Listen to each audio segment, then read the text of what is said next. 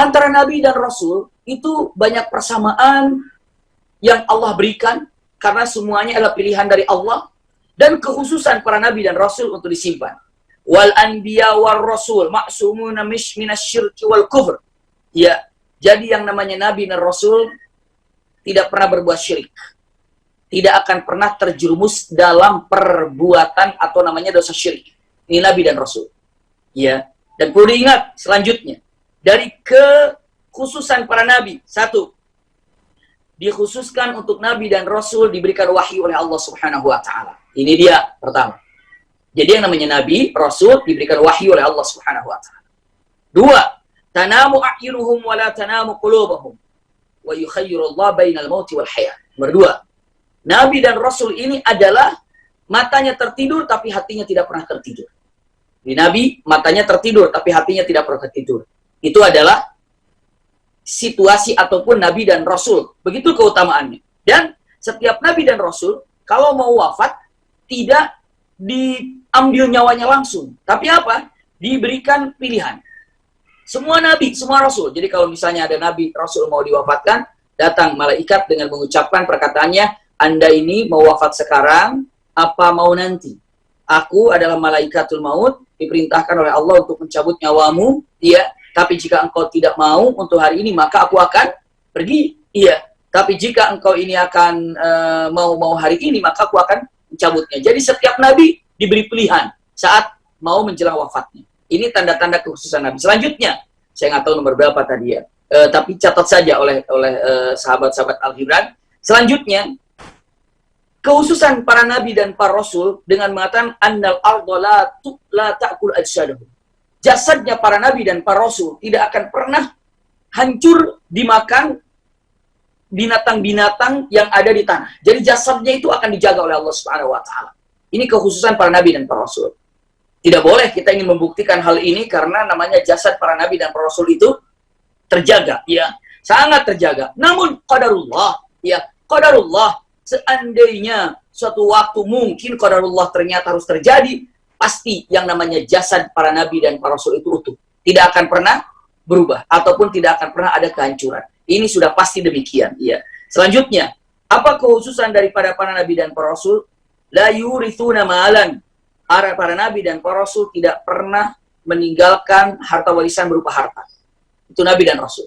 Tidak ada namanya Nabi dan Rasul itu wafat meninggalkan harta, tidak. Seandainya ada Nabi dan ada Rasul, lalu wafat dan dia itu adalah kaya dan punya harta, pastikan hartanya itu disedekahkan. Tidak ada Nabi mewariskan harta, itu tidak ada. Iya, tidak ada. Selanjutnya, kekhususan dari para Nabi, apalagi? Kekhususan para Nabi, yuqbaruna min haitsu ma mata fi. Dikuburkan Nabi ini di mana dia wafat. Di mana beliau wafat, maka dikuburkanlah di sana. Itulah Nabi. Ya, di mana wafatnya, disitulah dikuburkan. Seperti Nabi Muhammad SAW wafat di rumahnya, maka dikuburkan pun di rumahnya. Seperti itulah kekhususan para Nabi dan para Rasul. Ya. Selanjutnya, bukan hanya sekedar itu, al-anbiya annahum dzukur. Kekhususan para Nabi ini adalah laki-laki, tidak ada Nabi perempuan. Kenapa harus laki-laki? Ya iya, karena Nabi itu akan perjalanan pergi, harus berangkat malam, harus berangkat sore, berangkat pagi. Kalau perempuan tidak bisa untuk melakukan hal itu semuanya. Dan kalau perempuan ada haidnya, kalau laki-laki pastinya tidak. Makanya khusus para Nabi itu adalah dzukur. Tidak ada Nabi perempuan. Ya. Selanjutnya, ini kekhususan para Nabi untuk diketahui oleh kita semuanya. Para Nabi ini adalah hurriyah laisa abdin mamluk. Seorang Nabi itu yang merdeka, laki-laki merdeka, bukan seorang hamba sahaya atau bukan seorang budak. Ini harus diketahui tanda kekhususan para Nabi. Selanjutnya, kekhususan para Nabi juga ini adalah ahsanu akmalul bashar. Jadi Nabi ini adalah yang ahsanu akmalul bashar. Iya. Jadi kalau Nabi ini adalah wajahnya yang paling baik, maksudnya adalah wajahnya tidak ada Nabi yang tidak bisa menjaga kebersihan. Ya, Nabi itu dari secara tubuhnya, posturnya juga ada bersih dan akhlaknya juga mulia. Itu kekhususan para Nabi. Iya. Jadi Nabi itu pandai menjaga kebersihan, mulai dari rambutnya, jenggotnya, pakaiannya, semuanya. Jadi tidak ada yang namanya kucel, kotor, itu nggak ada. Para Nabi itu memang pilihan dari Allah Subhanahu wa Ta'ala daripada secara wajah karena pandai untuk menjaganya, dari secara postur pun dapat menjaganya, dan daripada akhlak pun luar biasa. Ahsan wa akmalul bashar. Yang dipilih oleh Allah Subhanahu wa taala. Lalu lanjutkan lagi. Apalagi setiap nabi, para ulama merangkainya ya. Kekhususan para nabi juga adalah wassalatu alaihi as-sana ilaihi hatta minallah wal malaikah.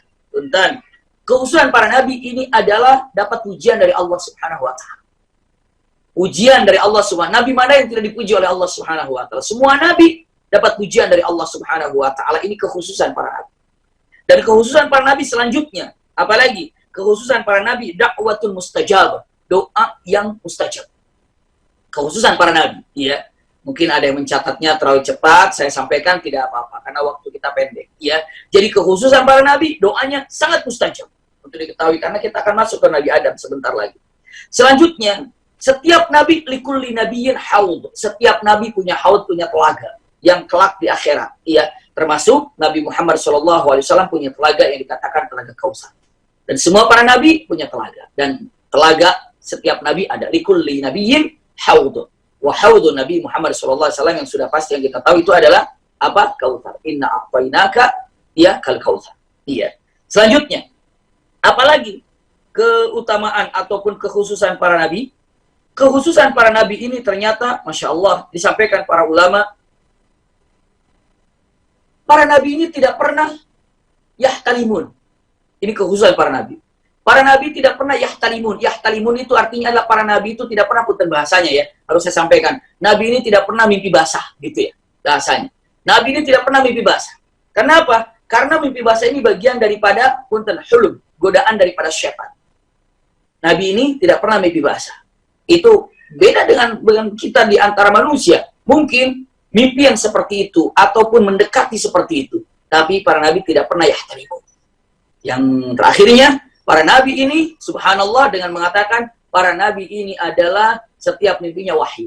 Ru'yal anbiya haq. Ini mungkin saya sampaikan tadi lebih daripada 10 atau mungkin lebih daripada 12 tanda-tanda ataupun bukan tanda-tanda kekhususan para nabi yang Allah pilih. Jadi tidak semuanya tidak semuanya saya bisa sampaikan, namun ini yang paling banyak disampaikan para ulama. Tidak bisa sampaikan nomor-nomornya tadi, namun saya sampaikan secara gamblang saja, mudah-mudahan bisa tercatat ataupun bisa diingat.